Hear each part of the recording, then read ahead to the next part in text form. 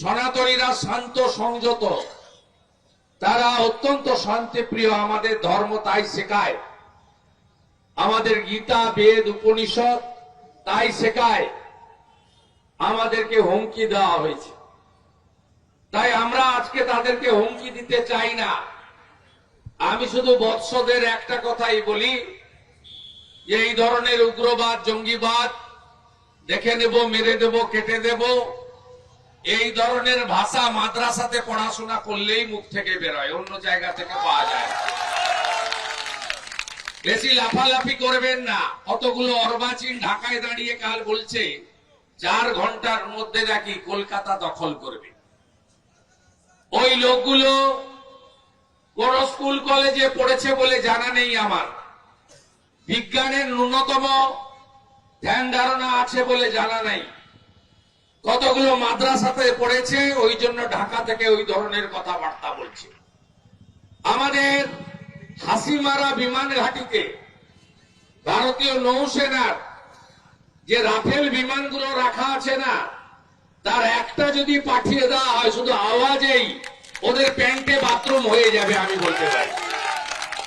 ভারত কত বড় সামরিক শক্তি ধরে এটা রাশিয়া জানে, আমেরিকা জানে, চীন জানে। ভারত থেকে পেঁয়াজ আর আলু না গেলে যাদের খাওয়া জোটে না, ওদের নুন তৈরি হয় কাঁচা নুন, যেমন দাদন পাত্র মানে তৈরি হতো। আয়োডিনটা পাঠাতে হয় ভারতকে, তারপরে পরিশুদ্ধ নুন তৈরি হয়। আমরা ওদের উপর নির্ভর করি না।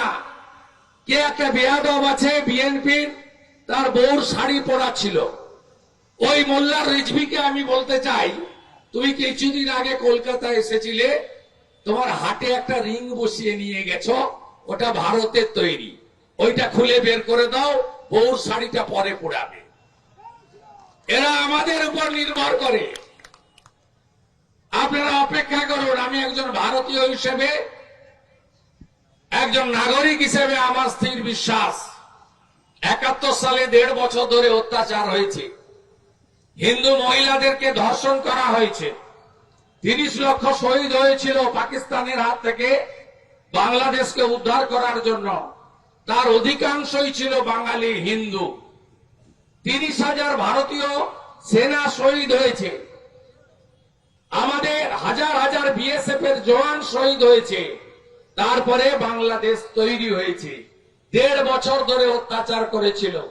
আমি বলি, পিপিলিকার পাখা বজায় মরিবার তরে, বাংলাদেশের এই মোল্লাগুলো, মৌলবীগুলো, এই র্যাডিক্যাল উগ্রবাদীগুলো, এদেরও পাকিস্তানের রাজাকারের যা হালত হয়েছিল সেই হালত হতে চলেছে।